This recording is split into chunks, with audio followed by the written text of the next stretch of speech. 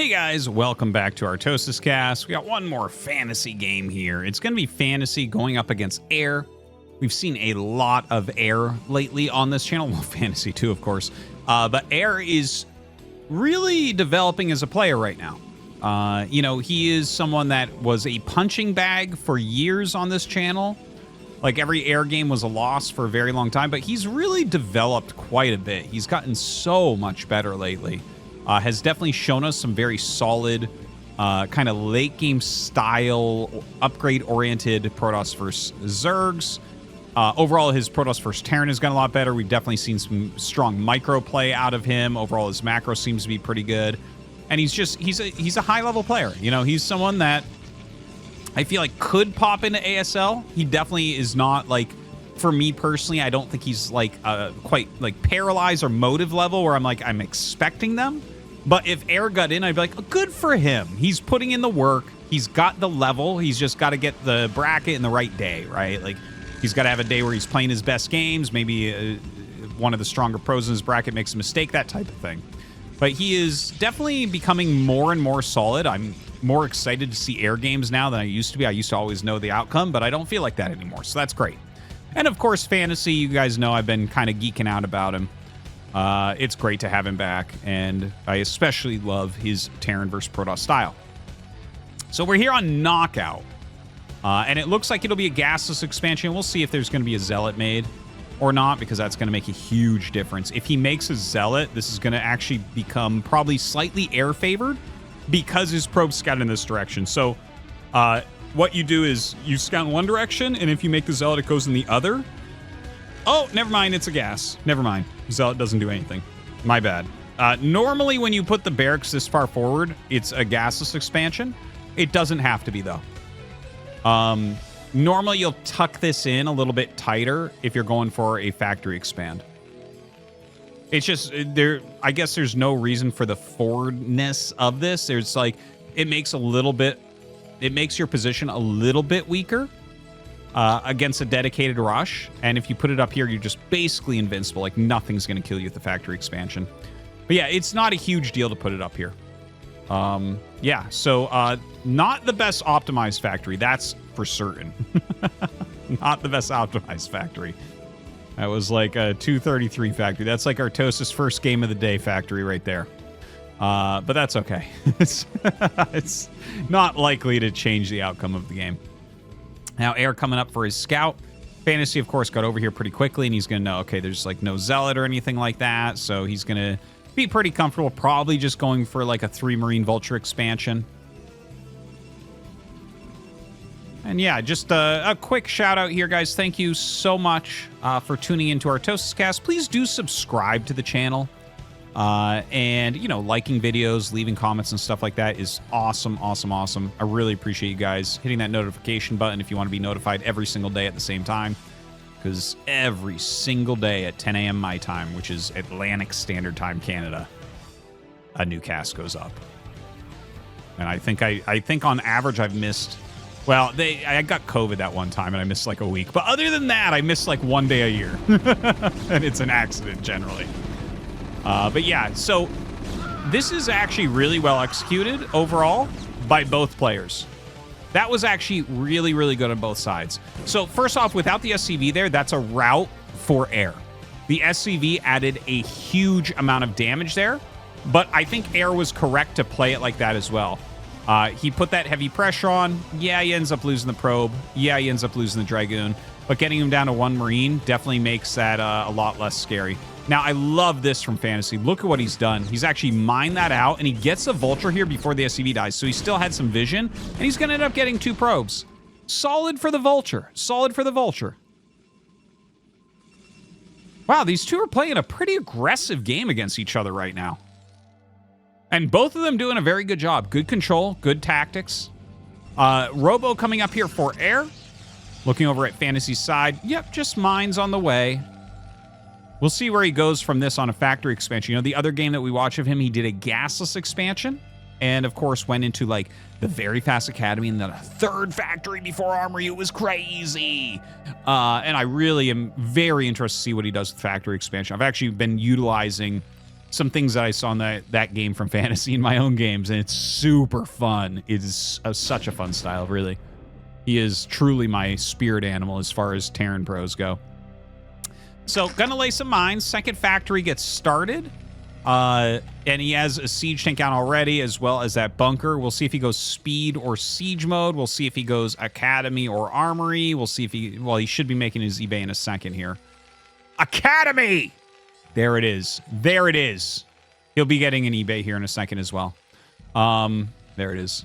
eBay. Come on. What? 0 anti-air? What? How? How do you play with 0 anti-air? Like, obviously, he's not afraid of DTs, okay? He's got vultures out laying mines, and he's getting comsats, so it's like, yeah, DTs are not an issue. He'll be totally fine on detection, but he hasn't seen an observer yet, so it could be a fast Reaver. So I'm a little bit like, what? What? Like, how late can you push this back? Third factory, though! Oh, God, I love Fantasy. Academy into third factory with no anti-air.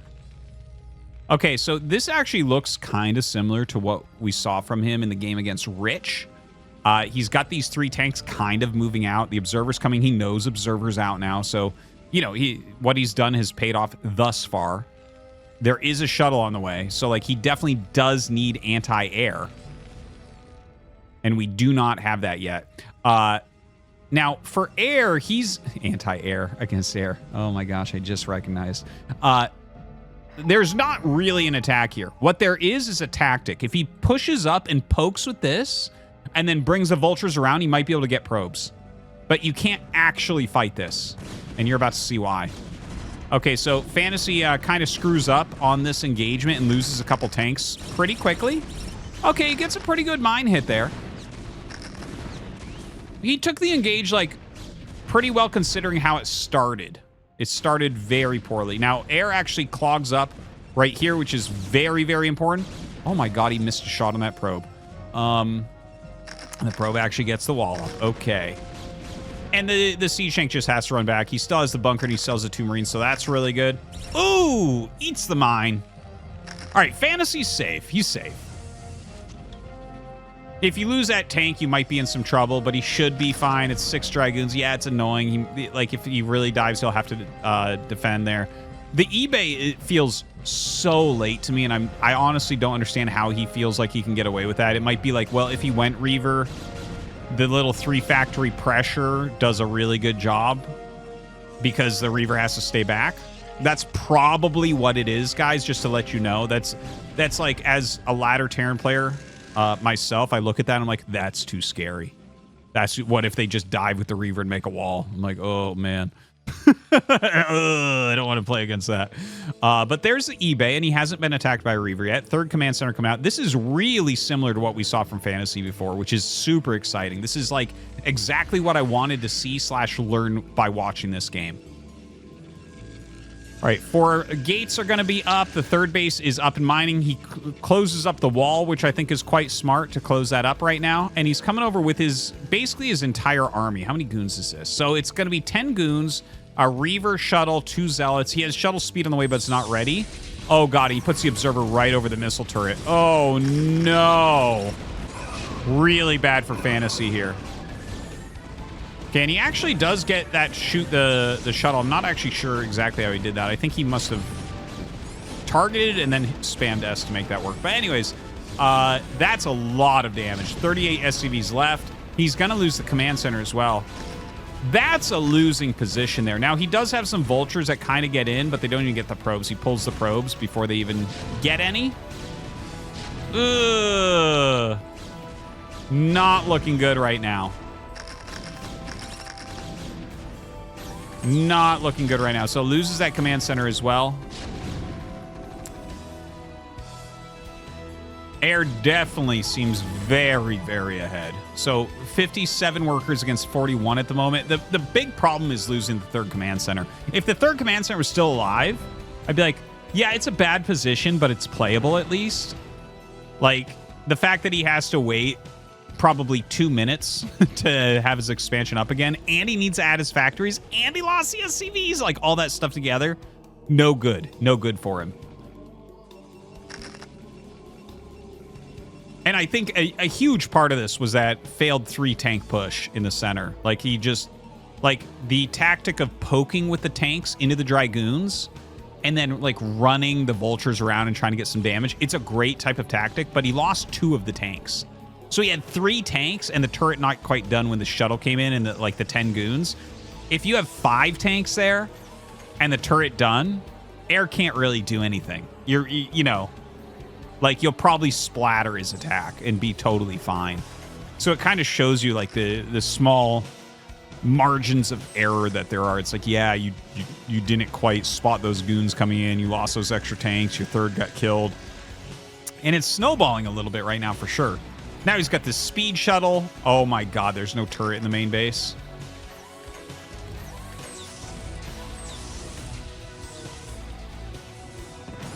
Yeah. That 3 tank attack definitely messing this all up from here. Down to 41 workers. Fantasy trying to get through. Can't quite do it. He's dead. I'm calling it. He's dead. There's no coming back from here. You're completely screwed at this point. He's got so little left over. The thing is, he's masterful at defense, so like he might actually get the game into a position where he actually gets a pretty big army, but like air should just like expand right now, add gates, expand again, and just feel like a king because yeah, he's that far ahead right now. Second shuttle coming in with some zealots. Still no turrets over here. Kind of interesting that it is a starport. I think he was probably thinking about upgrades with that. It's my best bet. But I actually don't like that on Knockout that much anyways. But Fantasy doesn't play meta, so... Okay, air is just slamming now. Tons and tons and tons of damage.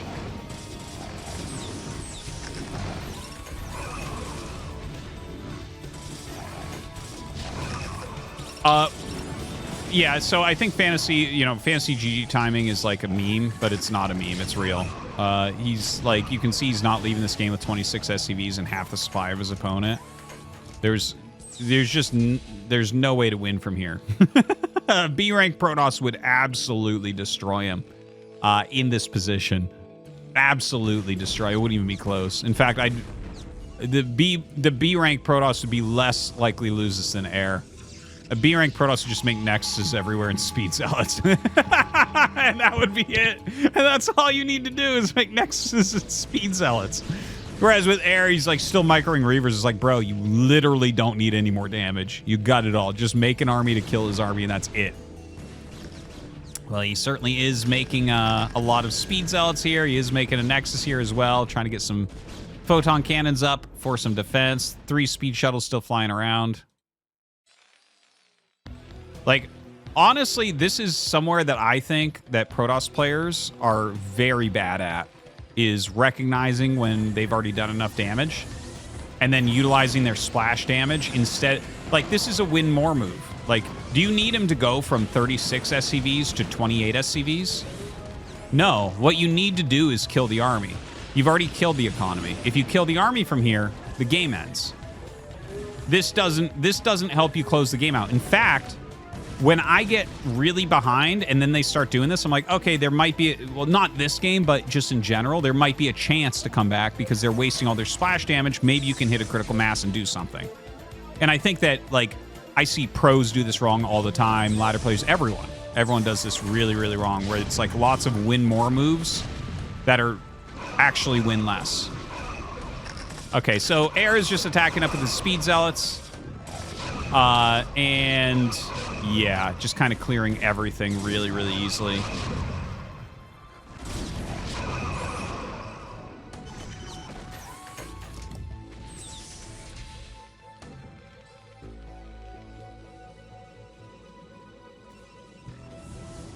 Well, I mean, Fantasy still has like an okay sized army, but can you see what I'm talking about? Like, what if he had 3 shuttles with 4 High Templars with Storm and 2 Reavers? You think Fantasy would still have this stuff? Well, thank God he's at 33 SCVs instead of 39 right now. Right? It's kind of silly. Anyways, yeah, this is gonna get clear. There's just no realistic possibility of him ever winning this game. GG. Fantasy GG timing is real. I just want to jump back and take a look at a specific timestamp right around there, about 6:30. Okay, so remember he was like skipping turrets. He got this third factory, so like he didn't get the vulture into the main base. I think he did see the robo when the SCV was up here and then mined this out when there was some micro going on. But like the thing that made me wonder about this build was because of no anti-air. And I said, well, maybe his idea is if the Reaver's coming, like if the Reaver's coming, you don't have this many goons. Normally you have like 4 goons or something. And 3 siege tank pushes can keep the Reaver back for a little bit. So I think that was his idea. So I wanted to jump to here because this is like about how fast the fastest Reaver will get to your base. So we have the timing of, you know, if you know that they went robo or just in general, you should get your engineering bay at 5 minutes, 30 seconds. It takes 38 seconds to build. Then it takes, 19 seconds for a turret. So basically about 6:30, your turrets will be done. And that blocks Reaver drop. And DT drop is like a little bit faster than Reaver drop. But he's got scans, so it doesn't really matter that much, right? So I wanted to look at this timestamp. Now, if a Reaver drop's coming in right now, this is too late to move out. I see what he's trying to do, and I do think my analysis of what his idea is against Reaver without the eBay is correct. But the timing looks off. This stuff needs to be, like, here. Right? Like, you need to be hitting as the Reaver's going across the map. Because if the, like, let's say Reaver's flying in right now, you can't make them turn around with this. They'll just make a pylon wall, macro up a little bit, make another Reaver, that type of thing, and then if they need to fly home, they will, and they'll just dismantle you. So I think his timings here are slightly off with this idea. But I like the idea. This is like really, really, really, really, really fresh thinking. No one is doing anything like this. You know, every time we see a 3-fact build, I mention it because it's so rare. Like, Ample had some really aggro ones. This is not an aggro 3-fact, by the way. All other 3-fact builds are aggro, where you're trying to attack. You're like, yes, I have the extra factory, and I kind of flood some vultures here, and I try to break through. Okay, that's not what this is. I don't know what to call this. This is like a cognitive 3-fact. It's a reactive 3-fact. It's not exactly a reactive 3-fact. He's definitely trying to put on some pressure with it, but it's not like an attack. If it was an attack, he wouldn't have the comm sats. He'd be probably make a few more Marines, that type of thing, and he'd be trying to nail it like we do, like we see with the very rare 3-facts that we already see. This is fantasy giving himself a lot of tools. You know, that I've noticed that. That's really, those are the players that I like the best. I always talk about how much I like Cal's play and how he's the only guy that'll go 3-gate Observer Reaver. Right? It's like, he'll do all of that and then take a base. And it's like, yeah, he's giving himself so much to work with here that he can outthink you and outplay you in a lot of positions. That's what fantasy is trying to do in his TVP. It's so different from the timing-oriented stuff that we see from pretty much everybody. He's trying to utilize those comm sats to see what's going on. You know, he's trying to figure out a way to eke out advantages. And I think he's onto something. Like, there's something really brilliant about this. This particular game is just a little bit off, and I think he did need an engineering bay. Even if you're not fully making turrets, like even one turret would make a huge difference. And he did do that with the gasless expand, but you have more minerals with the gasless expand. Anyways, I guess you can let me know what you think about this analysis of what he's doing and what he's trying, but it's very exciting. I'll definitely be keeping an eye on future fantasy games. I expect him to come back more heavily relatively soon. Thank you for watching, guys. Hope you enjoyed. See you next time.